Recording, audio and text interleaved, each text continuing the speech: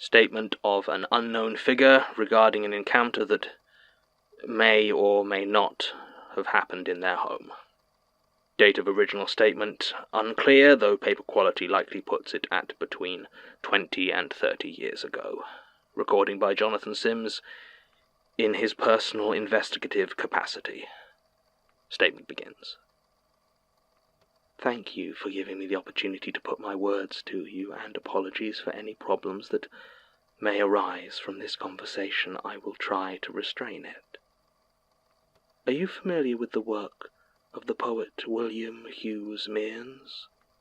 I assume not. Few people are. Even now I'm not completely sure that's how you pronounce his name, having only ever seen it written down.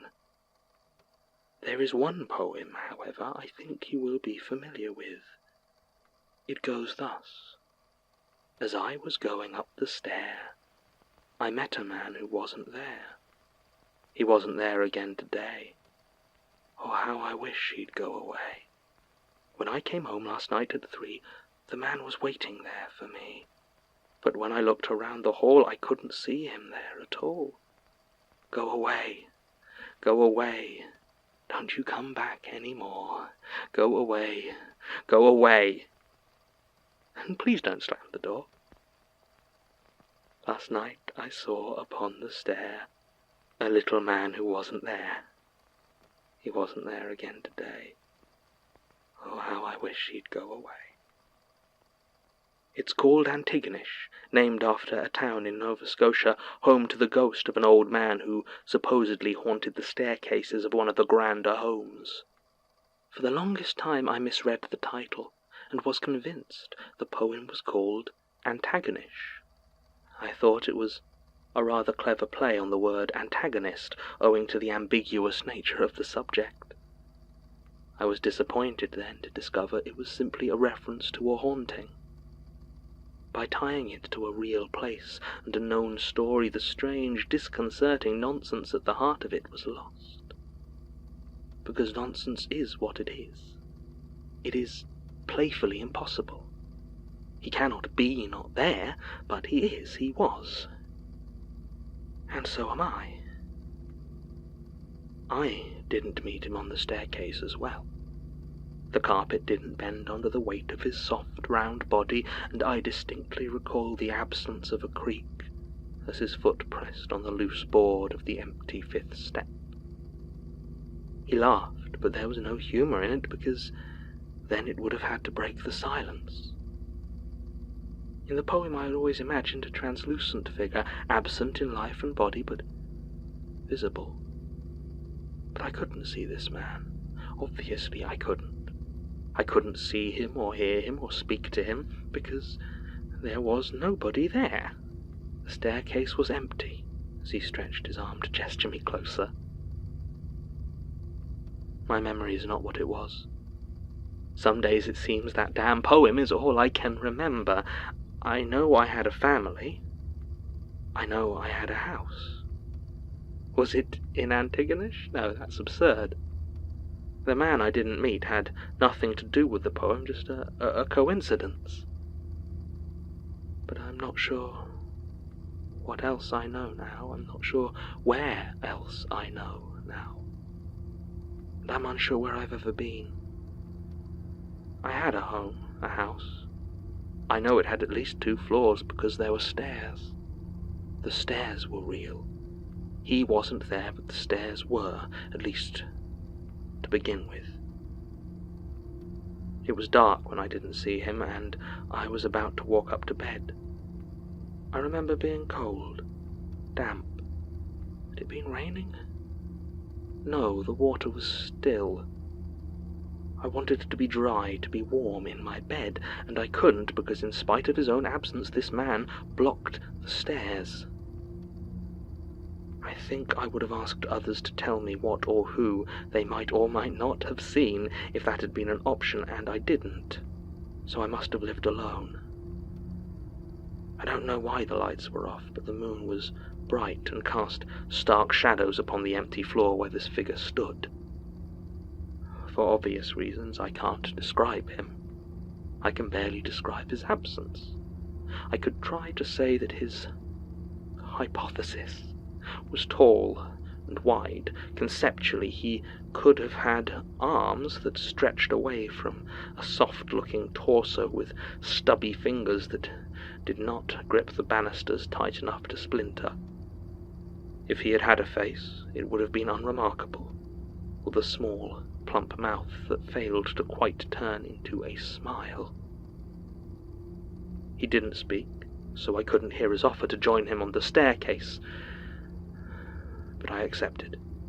I don't know if I was just desperate to try and get up and into my bed, or if I was generally curious as to what this man had to offer me, when he didn't even have enough wherewithal to exist. So I placed my foot on the first step, and I began to walk. If he'd been there, it might have been hard to get past his bulk, but as it was, I continued up without any problems. The staircase in my house was not long, and it wasn't steep, and it went straight up to the landing with only a single right-angle turn. It was not a spiral staircase, so after walking down that corkscrew for almost a half hour, I knew it couldn't be mine.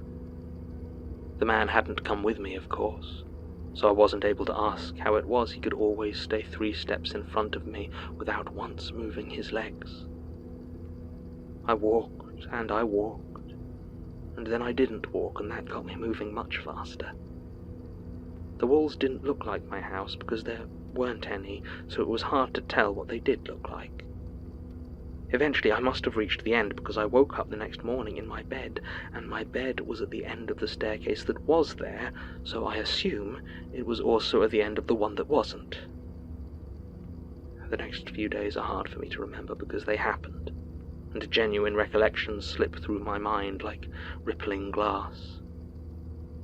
But the man didn't come back. He didn't come back every night. He didn't come back until I made a horrid mistake. I called to him. I stood on the landing and shouted at him to go away. I asked him if he was there. I demanded he show himself, all utterly impossible, of course. I was shouting at nobody but myself, and so it was into my own mind that my curses and pleas burrowed and nested. As he wasn't there, I have no way of telling how many teeth were on show when he smiled at me. After that, it became hard to tell where he failed to begin and easier to tell where I ended. People would forget me, but that was all right, because only real people care about who remembers them, and I was no longer among their number. I would have whole days where I failed to exist, a feeling so entirely alien that I am glad I had no stomach from which to throw up.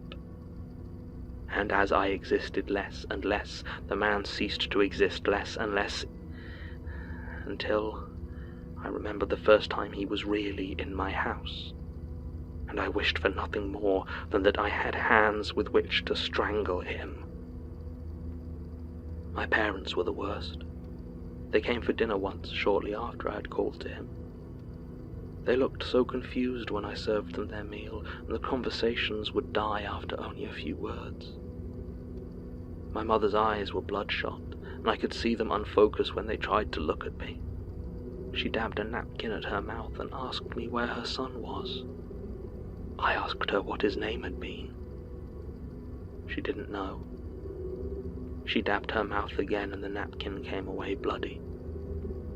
My father said nothing, as I had taken him up the stairs an hour before, and he now lay dead in his chair, his heart unsuited for the expedition. He had sworn at me as he tried to climb them to the top, telling me I was no son of his, and I was trying to agree with him, but if I could have done so, then he would have been wrong. Eventually, after almost an hour descending the spiral, he keeled over in his seat and lay lifeless. My mother got abruptly to her feet and told my father that they were leaving. My father got to his feet and silently followed her out. I never saw either of them again. Eventually, the man who had never set foot upon my staircase became real enough to have done this to me. He existed so thoroughly that he was finally able to laugh at the joy of being. He looked around for me, but of course I wasn't there, and in my absence I watched the realization on his face that in reality, whoever he was, he had died decades before. And he was now in reality. He tried to scream, but his throat decomposed around the noise, cutting it short with a slough of rotten flesh and collapsing brittle bone.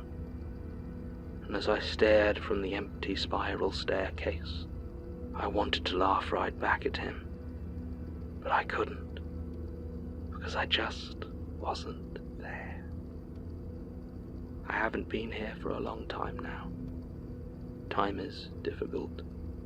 I try to take people up the staircase. Sometimes they make it, sometimes they do not. None of them have called out to me, though. Not like I once called out to an empty house. Most staircases are easy for me to not be on, but this one here took effort. I tried to be just real enough to talk to you. I wanted to share. I don't want to take you up the spiral staircase, so you should try to leave. I don't want to, but it's my nature now. And you can't fight what you are. Or even what you aren't. As I was going up the stair, I was a man who wasn't there. I wasn't there again today. Oh, how I wish I'd go away. Statement ends. There are many aspects of this statement that I desperately want more information on, but I have no real way to do so. There are some short pieces of correspondence in the file addressed to Gertrude from someone called Eric Delano, confirming that while he typed out this statement he has no memory of doing so, and requesting some sick leave to address persistent migraines he has developed. There's no supplementary research because what do you research? A nonsense poem from 1922. No, I am more interested, as before, with who is sending me these statements and why this one, especially as the message, if indeed there is one, seems to contradict the last one. If the moral, shall we say, of Miss Ashburt's statement was that ignoring the horrors stalking you just makes them more dangerous, then surely the message of this one is that confronting them directly is even more so. I suppose that leaves skulking around the periphery, which is what I was already doing. There is, of course, a different reading, which is that this is a targeted warning about trusting Michael. Giving them the obvious parallels, swap out stairways for corridors and spirals for fractals, and there you go. The nowhere man thing is new, though.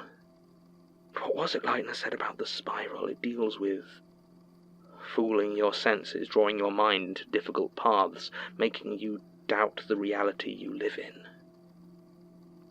Well, if this is a warning about Michael, then it is, as before, somewhat superfluous. If I never see him, if I never see it again, it's too soon. Maybe that's it. It. Maybe whoever sent this wants me to consider how many of these creatures used to be people. How many seem to have taken the mantle from the ones that came before them, and how none of them seem to be able to overcome their new natures. And most of them don't even seem to think like people anymore. Given that there is every possibility I've taken on one of these mantles myself, this is not an interpretation I'm keen on. Or it could be someone in the archives randomly sending me statements with no curation, rhyme, or reason, assuming they come from the archives. They're marked as Institute statements, but I have no idea who's sending them. I feel like I've been seeing a lot of police cars about. Maybe that's absurd. Maybe Leitner stole a lot of statements and had a sort of dead man's switch to Occam's razor. For now, it makes sense to assume they're coming from the Institute, and they're only coming one at a time, so I will work on the belief that they are some way curated. So the current questions are who and why. I feel bad staying put, like I might be placing Georgie in danger, but I don't have anywhere else to go at the moment. And if the increased police presence isn't just in my head, then I don't Right, know. I'm out tonight, okay? There should be some stuff in the freezer if you... Oh. I was just, You didn't say we got another one. I didn't want to worry you. I knew it was something. You've been weird all day. I'm sorry, I don't know. Yeah, well, we can talk about it later. I need to head out. Yeah, you look great. What's the occasion? I have a date. Oh, do you need me to get out of the house Oh, tonight? no. Trust me, nothing's happening tonight. Oh. How are you so sure? Check out his profile. Good Lord. Yeah. I mean, he does know what a book is, right? Unclear. He climbs mountains, though. Yeah, I got that. Face to face with your own mortality on the frozen peaks, staring death in the face and saying, "Not today, dude." The man's a poet. And why are you going out with him again? He likes Hungarian food. And there's a place just opened. You're serious? You're going on a date with the dullard of Skull Mountain just so you have an excuse to eat a Shopska salad? I need my sheep's cheese, John. No one else will go with me. You hate Hungarian food. Jeff says it tastes too Soviet, apparently, whatever that means. Melanie says it's too salty. Everyone I know has bad taste in food. I don't hate Hungary. Hold on. Melanie's back. You didn't hear? Hear what? Yeah, she had a bad time in India. She got shot. She... What? Yeah, I know. Is she... I mean, she survived. I hope so. I'm going for a drink with her on Thursday. Be a bit awkward if not. Right. I'd take you along, but, you know, she thinks you're a dick. Another startling insight from the piercing investigative mind of Georgie Barker. Is she all right? Well, she's had a hell of a time. Figured the least I could do was get her drunk and listen to her bitch about the new job. Oh, she found something then? Yeah, didn't say what. I think she was a bit embarrassed. Says her co-workers are super weird. Really? Really? Well, speaking of weirdos, I think you have a Hungarian mountain man to be courting. Yes, I do. I'll see you later. Don't forget the freezer. I won't. Have fun. Yeah, we'll see.